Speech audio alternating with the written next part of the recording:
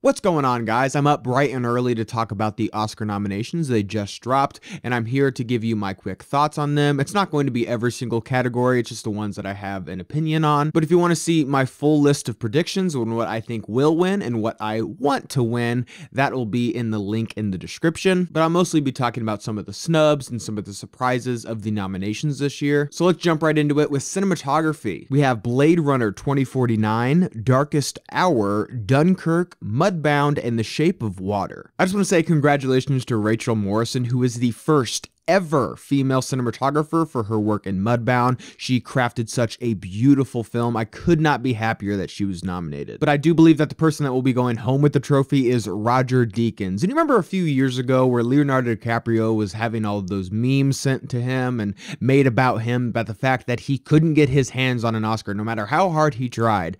That doesn't even compare to Roger Deakins. Leonardo DiCaprio was only nominated 4 times before he won the Oscar. This is Roger Deakins' 14th Oscar nominations. This man just cannot win, but I do think that this is finally his year for his incredible work in Blade Runner 2049. For sound editing, we have Baby Driver, Blade Runner 2049, Dunkirk, The Shape of Water, and Star Wars: The Last Jedi. Not a ton of surprises here, but I do think that Wonder Woman is more deserving of this nomination than The Shape of Water is. I do think with The Shape of Water, the sound mixing of that film was better than Wonder Woman, but I do think that Wonder Woman has better sound editing. For original score, we have Dunkirk, Phantom Thread, The Shape of Water, Star Wars: The Last Jedi, and 3 Billboards Outside Ebbing, Missouri. Biggest surprise for me on this list was 3 Billboards. I don't really remember the score of that film all that well, but there is one movie that I distinctly remember the score for, even all of these months later, and that's Blade Runner 2049. I think that's one of the biggest snubs of the year, in fact. I think Blade Runner 2049 has a far superior score to 3 Billboards, which I don't even really remember all that much. For visual effects, we have Blade Runner 2049, Guardians of the Galaxy Volume 2,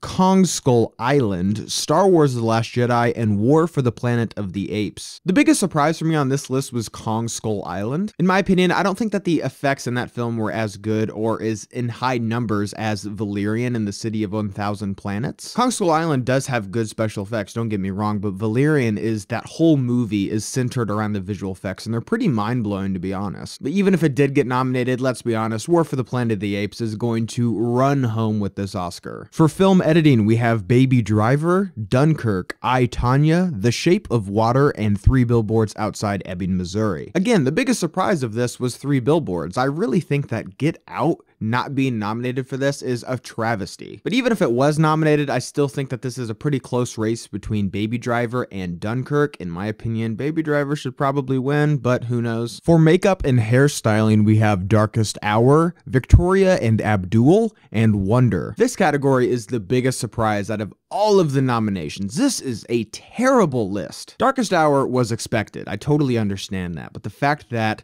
Guardians of the Galaxy Volume 2, It, or The Shape of Water, which didn't even make the short list, the fact that those films weren't nominated is completely lost to me. Victoria and Abdul and Wonder both have good makeup and hairstyling, don't get me wrong. But the fact that these 3 films represent the best makeup and hairstyling of the entire year just completely blows my mind. For supporting actress, we have Mary J. Blige in her work in Mudbound, Allison Janney for I, Tonya, Leslie Manville for Phantom Thread, Laurie Metcalf in Lady Bird, and Octavia Spencer in The Shape of Water. Congratulations to Mary J. Blige, who was the first woman to be nominated for a supporting actress role and an original song, so a tip of the hat to her. I would have liked to maybe have seen Holly Hunter get some love for The Big Sick as opposed to Leslie Manville for Phantom Thread, but I'm not really going to throw a fit about it. For supporting actor, we have Willem Dafoe for The Florida Project, Woody Harrelson for 3 Billboards Outside Ebbing, Missouri, Richard Jenkins for The Shape of Water,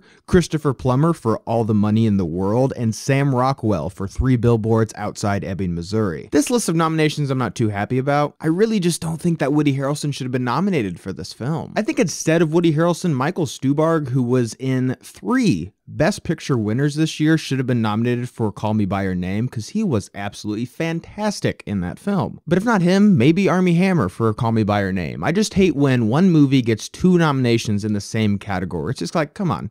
Spread some love, give other nominations to other films. For Best Animated Feature, we have The Boss Baby, The Breadwinner, Coco, Ferdinand, and Loving Vincent. Oscar-nominated film, The Boss Baby. Really? Really? I just don't understand how that film could be nominated over something like Lego Batman or even Captain Underpants, which was really charming. The Boss Baby was maybe okay. The fact that it's an Oscar-nominated film just kind of makes my stomach churn a little bit, especially when you have something like Lego Batman, which many consider to be one of the best Batman movies of all time, period. For Best Adapted Screenplay, we have Call Me By Your Name, The Disaster Artist, Logan, Molly's Game, and Mudbound. Not really a lot of surprises on this list, but I do love the fact that Logan was nominated. It is great to see a little bit of Oscar nods for that film because it is so incredible. For Best Original Screenplay, we have The Big Sick, Get Out, Lady Bird, The Shape of Water, and 3 Billboards Outside Ebbing, Missouri. There's really not a lot of surprises on this list. I love the fact that Get Out, Lady Bird, and The Big Sick were nominated. I do think that those are some of the best written films of the year. And in my opinion, this is probably one of the more solid lists of the nominations this year. For Best Leading Actor, we have Timothée Chalamet for Call Me By Your Name, Daniel Day-Lewis for Phantom Thread, Daniel Kaluuya for Get Out, Gary Oldman for Darkest Hour, and Denzel Washington for Roman J. Israel Esquire. Probably one of the biggest surprises this year with Denzel Washington. He was nowhere near my radar for this list. And I can think of a lot better performances this year. But as far as everyone else goes, very expected. Gary Oldman will probably get the win this year. This is his second nomination overall, and it's probably more of a career win for him. For leading actress, we have Sally Hawkins in The Shape of Water, Frances McDormand for 3 Billboards Outside Ebbing, Missouri, Margot Robbie for I, Tonya, Saoirse Ronan for Lady Bird, and Meryl Streep for The Post. No surprises at all for this list. This is exactly who I thought would be nominated, and I would love to see Sally Hawkins go home with the Oscar win, but I don't think that she's going to because Frances McDormand has been cleaning house recently. For directing, we have Christopher Nolan in Dunkirk, Jordan Peele for Get Out, Greta Gerwig for Lady Bird, Paul Thomas Anderson for Phantom Thread,